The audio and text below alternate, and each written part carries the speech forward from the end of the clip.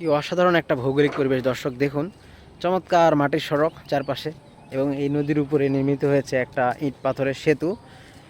পরবর্তী সময়ে এই সেতুটি সামনে গিয়ে আবার অনেকগুলো মাটির সড়কের সাথে মিশে গিয়েছে। খুবই চমৎকার একটা দৃশ্য, পাশ দিয়ে প্রবাহিত হয়ে গেছে বিশাল বড় একটা নদী এবং নদীর এই ইউ আকৃতির দৃশ্যটা দেখতে খুবই ভালো লাগে, চমৎকার লাগে। অসাধারণ একটা ভৌগোলিক পরিবেশ দেখুন। আর এই মাটির সড়কগুলো তিন দিকে প্রবাহিত হয়ে গেছে, বিস্তৃত হয়ে গেছে। চমৎকার লাগে। ব্রিজের দুই পাশ থেকে তিন মাথার রাস্তা বেরিয়ে গেছে। ব্রিজটি থেকে সামনের প্রান্তর এই পাশে একটা অংশ গিয়েছে দুই তিন দিকে এবং এই ব্রিজটির ঠিক অপর প্রান্তে ব্রিজটির ঠিক উত্তর পাশ থেকে আবার তিন দিকে সড়কটা প্রবাহিত হয়ে গেছে। কি দারুণ লাগে। আর পাশে দেখুন মস্ত বড় এই সবুজ গাছগুলো, গাছের মনোমুগ্ধকর যে বাতাস প্রবাহিত হচ্ছে, এই নির্মল বাতাসটা খুবই দারুণ লাগে। নদীর এই মনোমুগ্ধকর দৃশ্য, নদীর এই স্রোত, নদীর এই পানির বয়ে চলা নীরব এই ভূমিকাটা খুবই ভালো লাগে। আর এখানে দেখুন বিভিন্ন জায়গায় কিন্তু জাল ফেলে রাখা হয়েছে মাছ শিকারের জন্য। আর সামনে দেখছেন নদীতে কাঠের সেতুটি নির্মাণ কাজ শেষ হয়ে গেছে। কাঠের সেতুটি দেখতে খুবই দারুণ লাগছে, চমৎকার একটা সেতু, চমৎকার একটা ভৌগোলিক পরিবেশ, সেটি দেখানোর জন্যই মূলত আজকে এসেছি। দর্শক দেখছেন কি নান্দনিক দৃশ্য, কি অসাধারণ একটা দৃশ্য।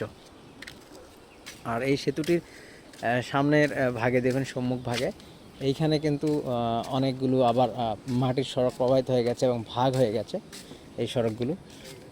সামনের এই মাটির সড়কগুলো দেখুন, এই মাটির সড়কের গ্রামীণ যে জনপথের মাটির সড়কগুলো নান্দনিক দৃশ্য, খুব অসাধারণ লাগে, চমৎকার একটা দৃশ্য। এই পাশে মাটির সড়কের সংযোগস্থলটা খুবই অসাধারণ। দেখছেন এই মাটির সড়কের সেন্ট্রাল জায়গা বা কেন্দ্রীয় সংযোগস্থলটি। এই পাশ থেকে সামনে ছোট লোহাবই গ্রামের দিকে বয়ে চলে গেছে। আর একটা সেতু চলে গেছে, সেতুর পশ্চিম ভাগের অংশটি এটি নিজুরি বাজারের দিকে চলে গেছে এবং এটি এই জনপথের মাঠের দিকে চলে গেছে এই সেতুটির পাশ দিয়ে এই সড়কটি, এবং এটি বিস্তীর্ণ মাঠের সাথে সংযোগ স্থাপন করেছে।